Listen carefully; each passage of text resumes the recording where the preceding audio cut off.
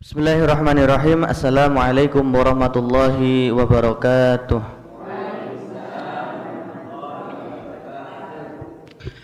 Innal hamdalillahi nahmaduhu wa nasta'inuhu wa nastaghfiruh wa na'udzu billahi min syururi anfusina wa sayyiati a'malina.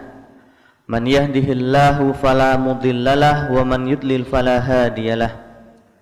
Ashhadu an la ilaha illallah wahdahu la syarika lah wa ashhadu anna Muhammadan abduhu wa rasuluhu la nabiyya wa la rasula ba'dah. Qala ta'ala ya ayyuhalladzina amanu taqullaha haqqa tuqatih wa la tamutunna illa wa antum muslimun.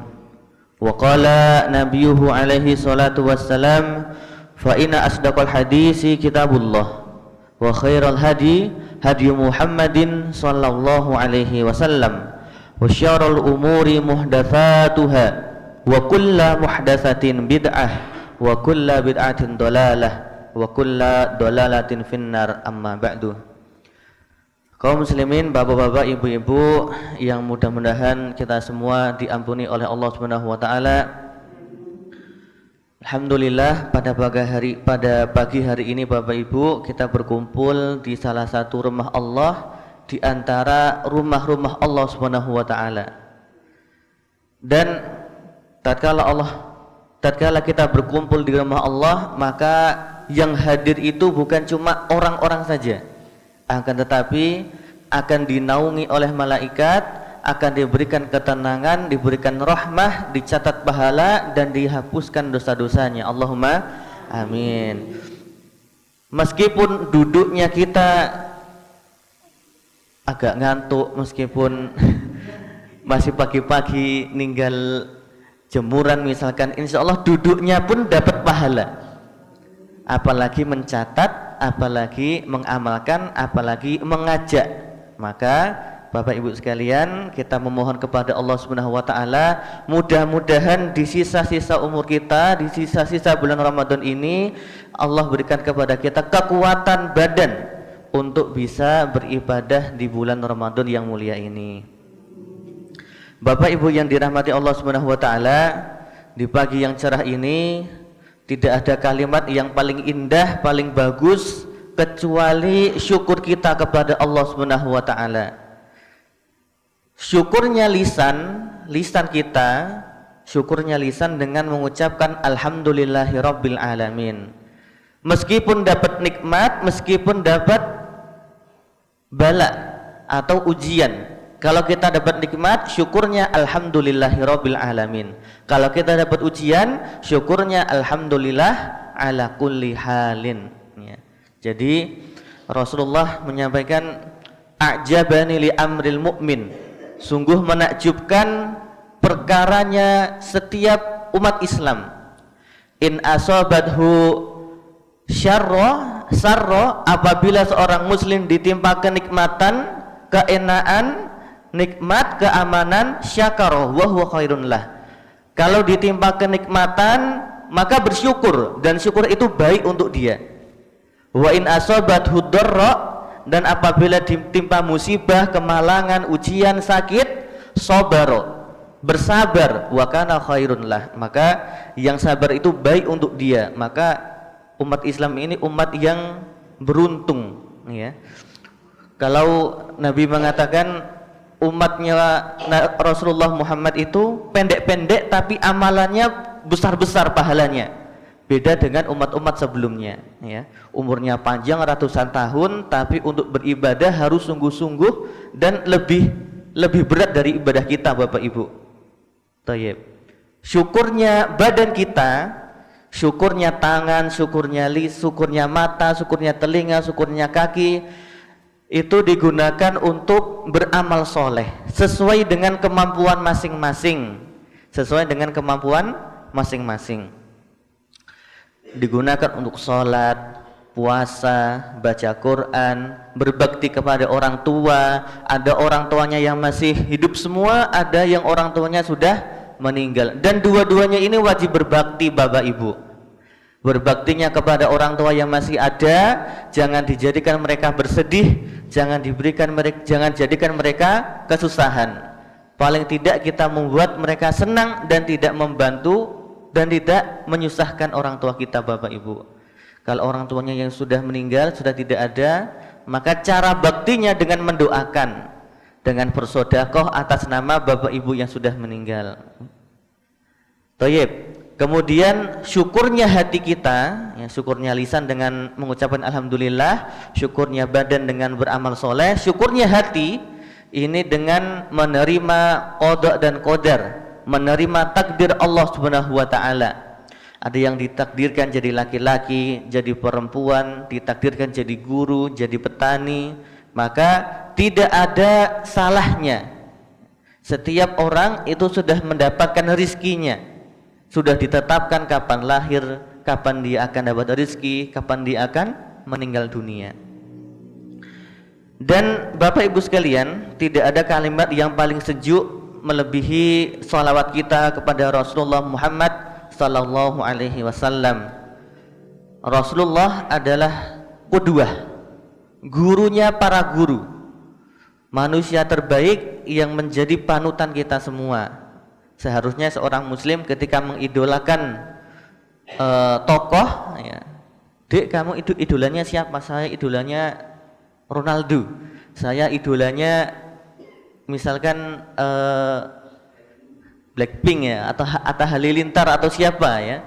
Maka selayaknya seorang muslim kita bolehlah mengidolakan mereka, tapi yang lebih penting lagi kita mengidolakan sahabat-sahabat, bahkan Rasulullah sallallahu alaihi wasallam.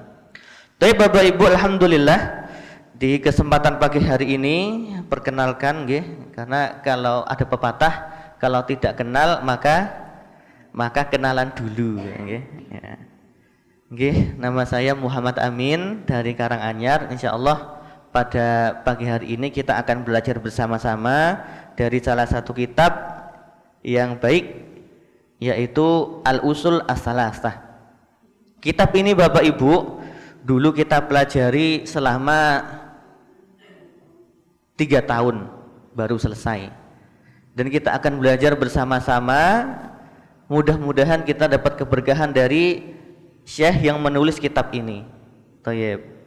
Bapak Ibu, jadi kita nanti akan belajar di kitab ini disampaikan tentang 3 pertanyaan besar, 3 pertanyaan yang sebenarnya kita sudah tahu pertanyaannya, sudah tahu jawabannya, tapi belum tentu kita bisa menjawabnya nanti, karena pertanyaan ini nanti akan ditanyakan ketika kita berada di alam kubur, yaitu 3 pertanyaan: man rabbuka, man nabiyuka, wa madinuka.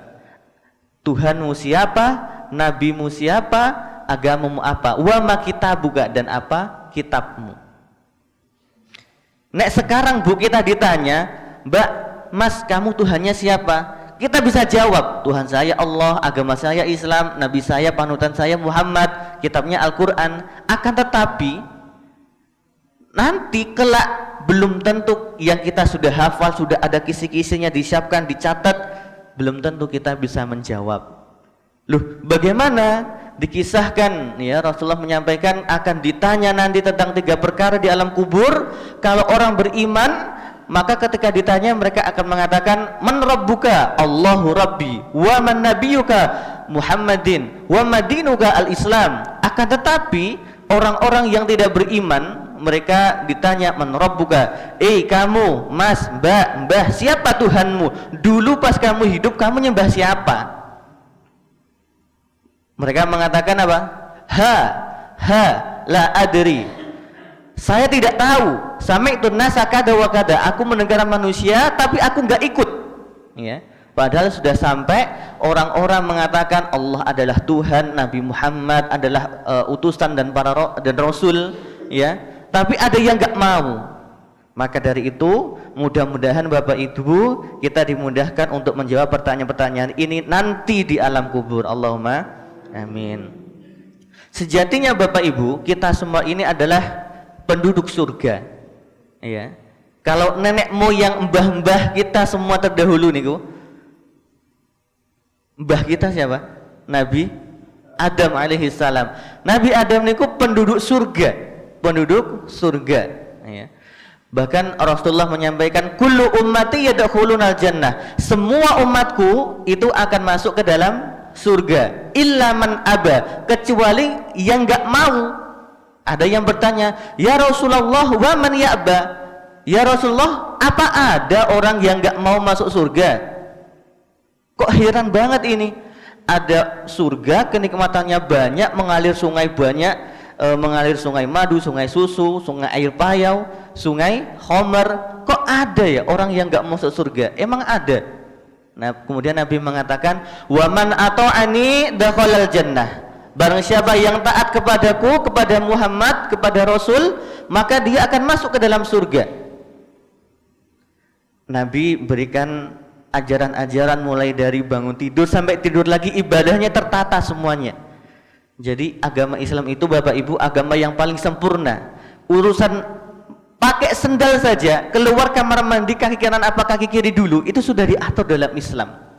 Maka dari itu bersyukurlah kita yang beragama Islam. Alhamdulillah. Wa man asani faqad aba, dan barang siapa yang tidak taat kepadaku, maka dia sesungguhnya telah enggan masuk ke dalam surga. Baik, kita semua akan masuk ke dalam surga. Pak Ustadz, tapi itu ada orang dia muslim, dia puasa, tapi dia tidak akur sama tetangganya. Oh, itu muslim tapi kurang akur sama orang tuanya. Boleh jadi kita muslim nanti akan masuk ke dalam surga dan akan dibersihkan dulu dosa-dosanya di dalam neraka. Ya, jadi meskipun muslim Bapak Ibu, ya, sebelum kita masuk pembahasan, muslim itu siapa toh sebenarnya? Muslim itu ada dua kategori Bapak Ibu, ada dua kategori. Ada muslim yang umum, ada muslim yang khusus. Kalau muslim yang umum itu adalah orang yang mengikuti syariat nabi-nabi yang telah Allah utus. Orang yang hidup di zamannya Nabi Daud, ikut Zabur, maka dia orang muslim. Kemudian turun berikutnya Nabi Musa membawa Taurat, orang yang hidup di zamannya Nabi Musa ikut Taurat, maka mereka adalah orang muslim. Muslim itu berserah diri kepada Allah Subhanahu wa taala. Orang yang hidup di zamannya Nabi Isa ikut Injil, maka dia adalah orang yang muslim ketika itu. Kemudian yang terakhir turunnya Al-Qur'an, diutusnya Muhammad sallallahu alaihi wasallam, maka kita yang berada di zaman ini ikut Al-Qur'an, ikut Nabi Muhammad, maka kita adalah muslim yang umum, ya. Tapi muslim yang khusus itu adalah muslim yang mengikuti Rasulullah ketika Rasulullah diutus, sejak Rasulullah diutus dan turunnya Al-Qur'an sampai nanti akhir zaman. Ini kita menjadi muslim yang khusus, ya. Jadi jangan dibilang, wah itu ikut Injil, kitabnya Injil, enggak sholat, apakah dia masuk surga? Iya, dia masuk surga kalau hidupnya di zamannya Nabi Isa. Oh, itu ada orang ikut Taurat, apa dia bakal masuk surga? Tentu saja masuk surga ketika masih hidup di zamannya Nabi Musa. Begitu juga kitab yang lain. Maka dari itu diutusnya Rasulullah, kemudian diturunkannya Al-Qur'an, ini menghapus syariat-syariat sebelumnya, ya. Maka dari itu ada istilah untuk orang yang tidak ikut agama Muhammad sallallahu alaihi wasallam, disebut dengan istilah kafir. Kafir itu bukan sesuatu yang wah itu kafir masuk neraka, ya. Kenapa disebut kafir? Kafir itu dari kafaro, artinya gugur, ya. Gugur amalan-amalannya. Dia buat baik, dia sedekah, tapi pahalanya gugur, eman-eman, ya. Karena Allah Ta'ala berfirman, Al-yawma akmaltu lakum dinakum fa atmamtu alaikum ni'mati wa raditu lakumul Islam madina. Hari ini sudah aku cukupkan nikmatku kepadamu dan aku jadikan agama Islam itu yang aku terima di sisi Allah Subhanahu wa taala. Baik Bapak Ibu, kita akan mulai, ya, supaya tidak berlama-lama. Mungkin nek niki mengke kecepatan nggih nyuwun pangapunten. Niki dicampur-campur mboten napa-napa nggih. Nggih. Kula asline Jawa nggih. tapi Karanganyar, Jawa Tengah. Baik. Bismillahirrahmanirrahim. Ya. Di sini Syekh Muhammad bin Shalih Al-Utsaimin Muhammad bin Abdul Wahab menuliskan dalam kitabnya Bismillahirrahmanirrahim. Ada hikmah di balik basmalah. Bapak Ibu, jadi di dalam Al-Qur'an itu kan setiap suratnya dibuka dengan Bismillahirrahmanirrahim. Tapi ada satu surat sih tidak dibuka dengan basmalah. Surat apa niku? Surat At-Taubah atau surat Baro'ah. Kenapa kok surat Al-Baro'ah itu tidak dimulai dengan basmalah? Karena di ayat pertamanya sudah menceritakan tentang peperangan Allah dengan orang yang menentang Allah Subhanahu wa taala, ya. Maka dari itu, meskipun ada 114 surat di dalam Al-Qur'an, itu bismillahnya juga tetap ada 114. Yuk kira-kira yang satu ini ada di mana? Yang satunya ada di surat Hud. Suratnya Nabi Sulaiman dikirim ke Ratu Balkis. Innahu bismillahirrahmanirrahim. Innahu min Sulaiman, innahu bismillahirrahmanirrahim. Sesungguhnya ini dari Sulaiman dengan menyebut nama Allah yang Maha Pengasih, Maha Penyayang. Tayyib, lanjut. Di sini ada hadis, ya. Mohon maaf. Kullu amrin zibalin la yubda'u fihi bi bismillahi fahuwa abtar. Dalam riwayat yang lain fahuwa aqta. Artinya setiap amalan yang tidak dimulai, setiap amalan yang baik kalau tidak dimulai dengan bismillah maka pahalanya akan terpotong. Akan tetapi di sini dijelaskan kalau hadisnya dhaif, ya. Jadi setiap amalan yang baik, yang berpahala itu kalau tidak dimulai dengan bismillah dikhawatirkan pahalanya bisa gugur, bisa terpotong. Bapak Ibu sekalian, kita beramal tiap hari niku kan ada dua model, ada dua macam. Ada ibadah, ada adah. Ibadah niku syariat Allah, kita menyembah Allah. Kalau adatun niku kebiasaan. Kebiasaannya manusia. Napa kebiasaannya manusia? Makan, mandi, minum, tidur, napa melih? Buang air, menikah, punya anak, jualan, niku kebiasaannya manusia. Dan ibadah niku Bapak Ibu, ibadah boleh jadi dapat pahala, bisa jadi tidak dapat pahala. Dan kebiasaan makan, minum, pakai sendal, pakai baju, mandi niku yang awalnya tidak ada pahala bisa jadi mendapatkan pahala disebabkan karena apa kira-kira Bapak Ibu? Karena niat. Napa? Niat. Contoh Bapak Ibu, ada orang makan, misalkan makan makanan nyam. Loh, Mas, kamu kok makan? Ya iya makan itu kan kebiasaannya manusia. Iya.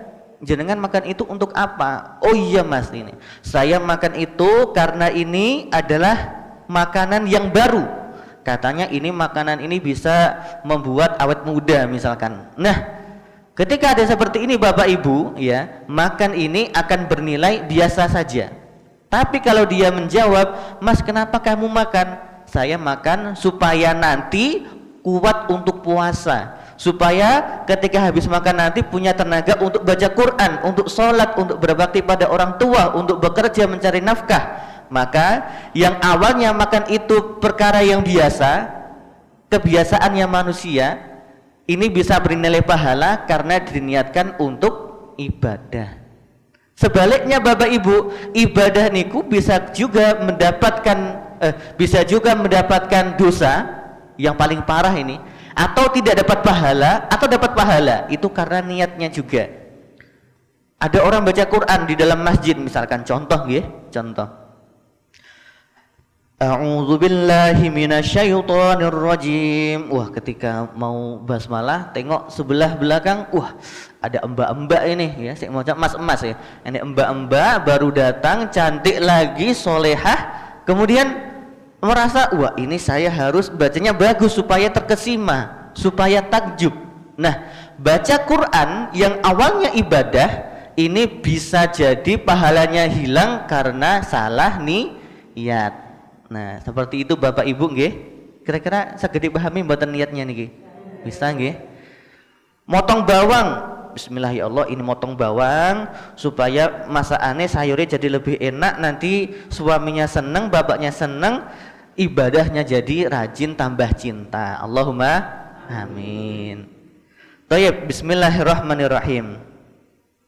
Bismillahirrahmanirrahim, Bapak Ibu, itu di sini Syekh menuliskan ya, ada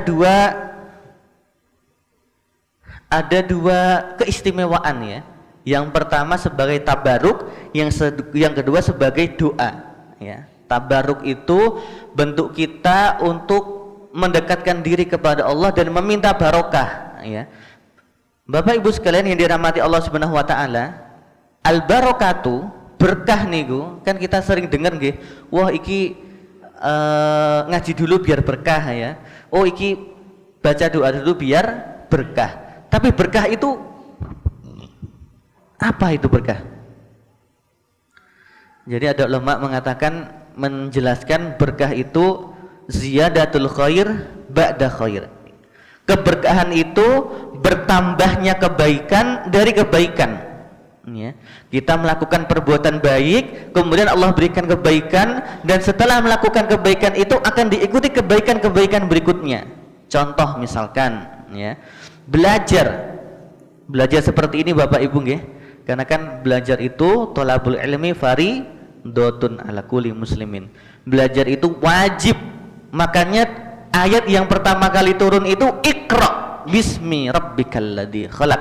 Bacalah, belajarlah, pahamilah ya. Ini bentuk kenapa kita harus belajar. Minal lahdi ilal lahdi. Belajar itu Bapak Ibu dari buayan dari digendong ibunya sampai jadi ibu-ibu sampai mbah-mbah. Belajarnya niku sepanjang zaman selama masih hidup. Loh Pak Ustadz, saya kan sudah pernah belajar tentang wudhu, kok ini pengajarnya tentang wudhu lagi? Boleh jadi Bapak Ibu, kita sudah paham, kita sudah beramal, tapi Allah tambahkan keberkahan karena kita duduk di majelis ilmu. Alhamdulillah. Tayyib. Kemudian belajar, kemudian karena dia sudah belajar, dia dapat ilmu, dia beramal, kemudian bertambahlah kebaikannya. Kemudian dia mengajak temannya untuk beramal juga, maka bertambahlah kebaikannya lagi. Maka dari itu Bapak Ibu, kita bersyukur di pagi yang cerah ini dimudahkan langkah kaki kita untuk duduk di majelis ilmu. Yang kedua sebagai doa, ya doa. Bahkan ketika mau makan, doanya Allahumma barik lana fima razaqtana wa qina adzabannar. Yang diajarkan Nabi ya, itu cuma pendek aja. Di hadisnya Ali ya, kalau tidak salah, ada anak kecil di samping Nabi ya, ketika itu ada Nabi, ada para sahabat, ada anak kecil, dan anak kecil ini mau ngambil makanan ya. Di depannya ada makanan banyak. Dia dilangkain langsung ngambil makan yang di tengah-tengah. Ya, langsung nyomot sik di tengah-tengah. Ibaratnya di sini ada sambal, ada lalap, ada tempe. Sik tengah niku ayam goreng. Langsung dilangkai juga ayam goreng. Maka Nabi mengatakan, "Ya gulam, samillah." Wahai anak kecil, sebutlah nama Allah. Bismillah. Wa kul biyaminik, makanlah pakai tangan kanan. Wa kul mimma yalika, dan makanlah yang dekat denganmu dulu. Ya, yang dekat-dekat dulu. Ini menjadi adab kalau kita makan ya pakai tangan kanan. Bahkan dalam hadis lain Rasulullah mengatakan, la taqul bishimal inna syaitana yaqulu bishimal. Janganlah kalian makan pakai tangan kiri, karena sesungguhnya setan itu makan pakai tangan kiri. Loh itu Pak Ustadz, ada orang yang tangannya buntung, tangan kanannya copot apa? Potong. Maka gimana? Ya wes, karena dia nggak punya tangan kanan, ya wes makanya pakai tangan kiri, karena ada sebabnya. Kalau tangannya kanan kiri masih sehat, maka diutamakan kalau kalau minum pakai tangan kanan. Alhamdulillah Bapak Ibu sekalian. Tayyib, bismillahirrahmanirrahim. I'lam rahimakallah, ketahuilah semoga Allah merahmatimu, annahu yajibu alaina ta'allumu arba'i masail, karena diwajibkan bagi kita untuk mengetahui 4 hal. ya. Mengetahui 4 perkara. Yang pertama al-ilmu, ya, al-ilmu. Apa itu ilmu yang dimaksud? Al-ilmu wa huwa ma'rifatullahi. Ilmu itu adalah ilmu mengetahui Allah Subhanahu wa taala, ya. Wa ma'rifatu nabiyhi, mengenal nabinya. Wa ma'rifatu dinil islami bil adillah, yaitu yang berikutnya ilmu mengetahui agama Islam sesuai dengan dalil. Bapak Ibu, kita sholat, kita puasa, kita zakat, kita infak itu adalah ibadah-ibadah yang dilandasi dengan dalil. Dalil itu apa toh? Dalil itu adalah perintah Allah atau perintah Rasulnya Sallallahu Alaihi Wasallam. Bapak Ibu sekalian, kita beribadah boleh jadi diterima, boleh jadi tidak, ya. Kalau tadi karena niat, diterimanya ibadah itu ada 2 sebab. Yang pertama, kita ikhlas kepada Allah Subhanahu wa taala. Yang kedua, ittiba, mencontoh Nabi Muhammad sallallahu alaihi wasallam. Itu yang pertama yang harus kita pelajari adalah ilmu. Yang kedua, al-amalu bihi. Ketika kita sudah belajar, maka langkah yang kedua adalah beramal dengan ilmu yang kita pelajari. Jadi banyak sekali kasus Bapak Ibu, ada orang belajar tapi nggak paham-paham. Boleh jadi pahamnya tahun depan atau minggu depan, itu ada, Bu. Dan itu tidak hina, ya, biasa. Dalam menuntut ilmu itu tidak instan, butuh proses. Yang kedua beramal. Yang ketiga ad-da'watu ilaihi. Yang ketiga adalah mengajak orang untuk mengamalkan ilmu yang tadi dipelajari, ya. Yang keempat, nah ini yang paling berat, Bu, Bapak Ibu, nggih. Yang keempat adalah as-sabru 'alal adafihi, bersabar ketika mendapatkan bersabar ketika menjumpai gangguan atau halangan di dalam berdakwah, di dalam menyampaikan ilmu itu. Tidak semua orang langsung menerima. Bahkan di zamannya Nabi saja, Nabi Muhammad, orang terpercaya, terkenal sebagai keturunan orang mulia dari Bani Quraisy, dia aja ketika berdakwah menyampaikan kebenaran itu ada orang yang menyerang, ada orang yang menghina. Bahkan dikatakan dalam Quran, wa ma huwa biqauli kahin. Ketika Rasulullah menyampaikan Al-Quran itu, ada orang bilang, itu bukan Nabi Muhammad, itu cuma dukun aja. Bahkan dikatakan dukun, dikatakan orang gila. Itu setingkatnya Nabi masih tidak lepas dari tidak lepas dari caciannya orang. Apalagi kita, Nabi bukan, orang soleh belum tentu, hafal Quran belum tentu. Kok digibahin orang, kemudian dialok ke orang, kok kita nggak terima? Ya, itu ada tanda tanya besar. Tapi Bapak Ibu, jam pinten niki? Jam itu nih. Ini selak teng sabin buatan. Tohib. Al ilmu kita 10 menit lagi, Bu, nggih.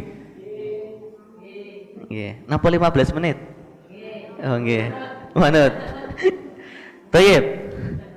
Al ilmu wa huwa ma'rifatullah. Bapak Ibu sekalian, tidak mungkin kita akan cinta kepada seseorang kalau kita itu tidak kenal. Nggih mboten?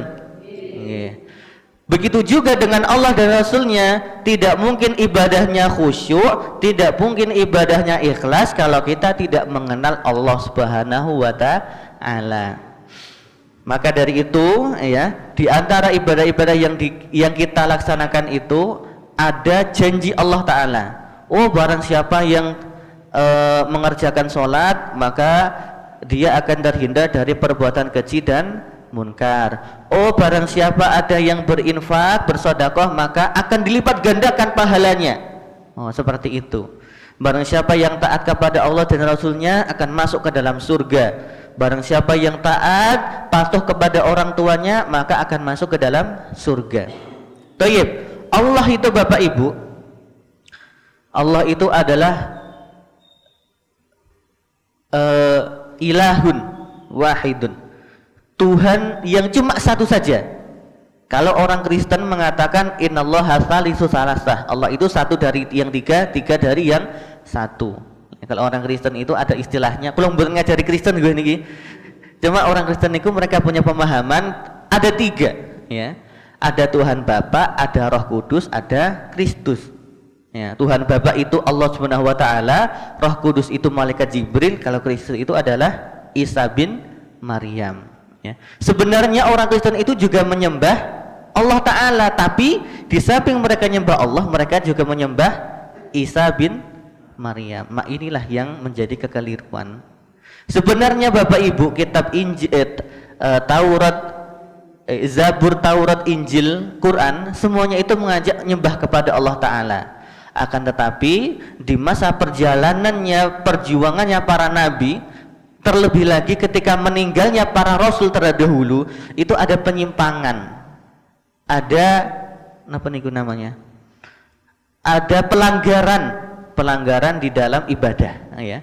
Harusnya nyembah di hari sekian, di hari Sabtu, malah nyembah di hari yang lain, ya.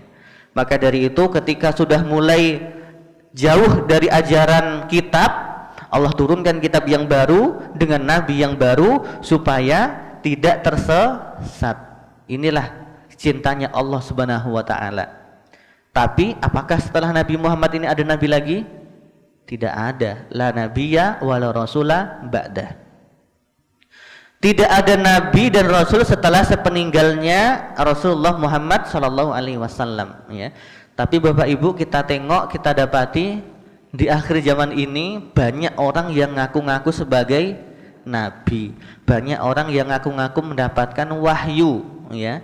Padahal di zamannya Nabi masih hidup pun juga ada orang yang ngaku-ngaku nabi, namanya Musailamah. Saking dia bohongnya luar biasa, diberi gelar apa? Al-Kadzdzab, sang pendusta. Bapak Ibu sekalian, ini analisis ya. Sesesat-sesatnya aliran itu pasti ada pengikutnya, dan jangan sampai kita masuk ke dalam golongan mereka, ya. Jadi di Indonesia ini kan ada banyak golongan, ada yang lurus, ada yang sesat. Yang sesat pun juga punya pengikut. Nah, ini yang menjadi PR kita Bapak Ibu, nggih. Dakwah itu, menyampaikan ilmu itu tugas semua umat Islam. Akan tetapi dilakukan semampunya, ya. Kalau ngeyel banget, wah ini dikandani, Mas ini celananya isbal, jangan kayak gitu. Oh ngeyel, maka ya wis lah, yang penting wis ngandani. Mudah-mudahan nanti ada orang yang bisa menasehati, ya. Tugas kita itu menyampaikan Bapak Ibu, oh seperti ini benar, oh seperti ini salah. Kalau kita sudah menasehati, maka tugas kita selesai. Nanti di hadapan Allah akan ditanya, kamu min amin, dulu itu kamu dikasih ilmu bagaimana sholat yang benar, kamu wis ngasih tahu ke keluargamu belum? Oh ternyata sudah dikasih tahu tapi keluarganya ngeyel, ya sudah, karena tugas kita hanya menyampaikan. Tugas kita niku Bapak Ibu tidak merubah orang, tidak napa niku nggih, memaksa orang. Tugas kita menyampaikan, kalau mereka paham, mereka ikut, maka bukan sebab kita, bukan sebab pinternya kita ngomong, bukan sebab pinternya kita menasihati, tapi karena hidayah dari Allah Subhanahu wa taala. Sebentar lagi. Yang kedua, ma'rifatun nabi, mengenal Rasulullah Muhammad sallallahu alaihi wasallam. Bapak Ibu, kalau kita tengok sejarah hidupnya Nabi Muhammad sallallahu alaihi wasallam itu bukan kehidupan yang menyenangkan, ya. Mulai dari lahir, bapaknya namanya siapa bapaknya? Abdullah, ya. Sudah meninggal ketika perjalanan berdagang dari Mekah ke Syam. Di perjalanan meninggal dunia, pulang-pulang sudah meninggal, jadi anak yatim. Maka Rasulullah itu lahir sudah dalam keadaan yatim. Kemudian umur berapa? 6 tahun ya? Atau berapa itu? Benar Pak? Ya, meninggal ibunya, ya. masih kecil ya, meninggal bapaknya, kemudian meninggal ibunya, diasuh oleh pamannya Abu Thalib. Sama pamannya Abu Thalib diajak mengembala kambing angon wedhus. Jadi anak-anak itu dulu ya, baktinya itu sesuai kebiasaan orang tua. Nek bapaknya petani, ya bantunya ke sawah. Nek bapaknya kerja di kantor, nggak bantu nyiapkan sarapan lah, nopo siapkan bajunya. Nek bapaknya pedagang, bantu di toko sesuai dengan kemampuan, sesuai dengan adatnya masing-masing. Lanjut, Nabi Muhammad Shallallahu Alaihi Wasallam diutusnya Nabi Muhammad itu ya dengan wahyu Iqra bismi rabbikal ladzi khalaq. Jadi ada dua bapak ibu ya, ada diutus sebagai nabi dan ayat turun surat Al-Alaq ayat 1 sampai 5. Kemudian ini turunnya di mana nih? Di gua, ini gua Hira. Lagi Rasulullah sedang bertahanus namanya. Bertahanus itu menyendiri di tempat untuk mendekatkan diri. Nah, istilah sekarang itu semedi ya. Jadi ke tempat nggak ada orang, berdiam, berzikir ya, semedi. Kemudian turun malaikat Jibril menyampaikan wahyu ayat Al-Alaq 1 sampai 5. Kemudian saking getarnya, takutnya Rasulullah kepada Jibril ini ya, dia pulang ke rumahnya ketemu dengan istrinya langsung pakai selimut. Kemudian turunlah wahyu yang kedua, surat Al-Muzammil. Mudassir ya. Ya ayyuhal Muddassir kum andir. Maka dengan turunnya surat Al-Alaq 1 sampai 5 ini Nabi diangkat Muhammad diangkat sebagai nabi dulu.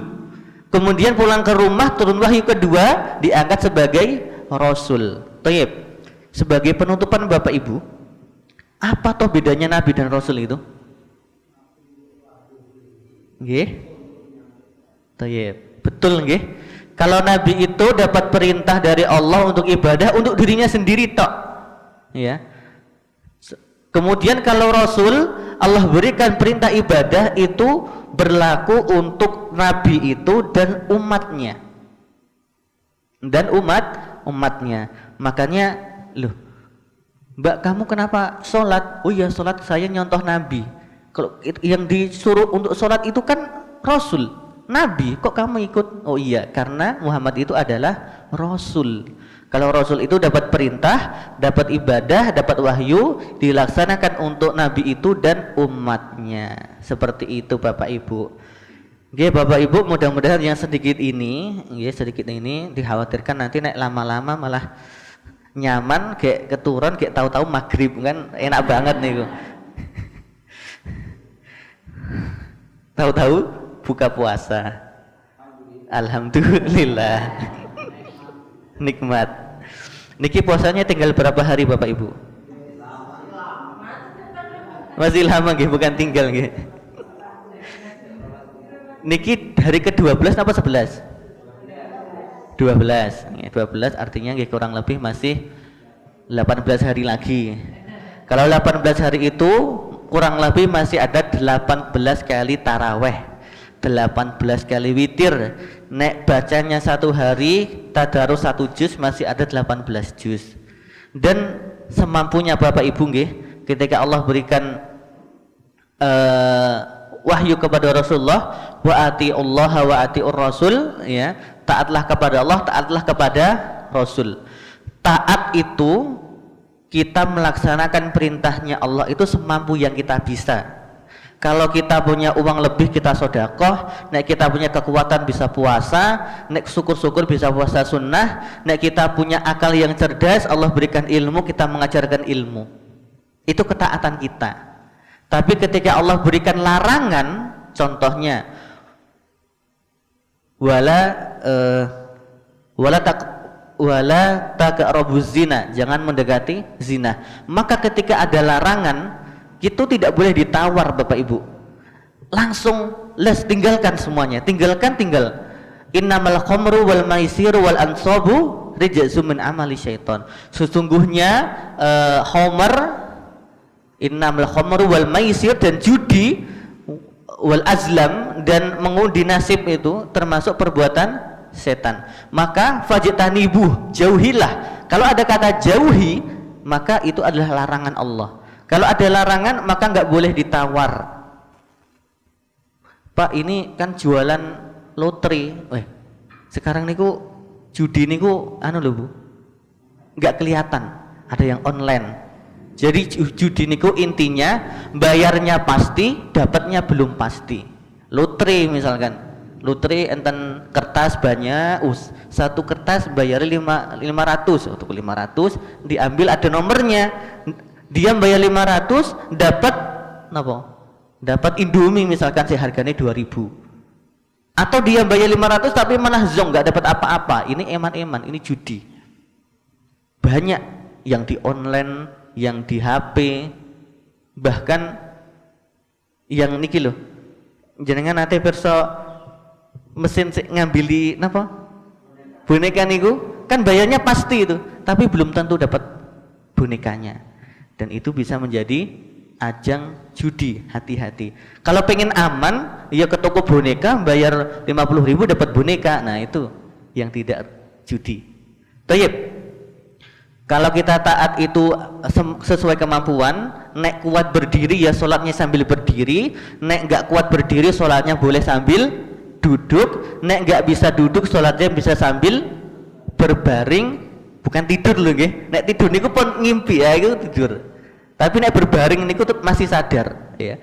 Kemudian nek berbaring kok masih kuat, tangannya nggak bisa diangkat, maka sholatnya dengan isyarat. Boleh dengan kedipan mata, Allahu Akbar, sami Allahu liman hamidah. Nek dengan kedipan mata wis nggak kuat, maka yang terakhir disolatkan. Agama ini mudah untuk yang mau ikut dalil. Seperti itu Bapak Ibu. Jadi di sisa Ramadan ini nanti jangan lupa untuk belajar, kula dan jenengan semuanya, karena ini kewajiban. Man kharaja li talabil ilmi fa huwa fi sabilillahi. Waduh, tambah cuy. Hatta yarji'a. Jadi berangkatnya Bapak Ibu ke majelis ini itu seperti fi sabilillah. Sampai kapan? Sampai pulang lagi ke rumah masing-masing. Jadi misalkan qadarullah lagi berangkat ke masjid, mau ikut taklim, pengajian, menuntut ilmu, mau tadarus Al-Quran, tiba-tiba di tengah jalan kesambar petir, jedor, maka fisabilillah. Meskipun belum nyampe masjid, maka sudah dihitung di jalan Allah Subhanahu wa taala. Tapi Bapak Ibu, mungkin sedikit yang bisa disampaikan. Ada kurang lebihnya mohon maaf. Kita syukuri nikmat Allah dengan baca hamdalah bersama-sama Bapak Ibu. Alhamdulillahirabbil alamin.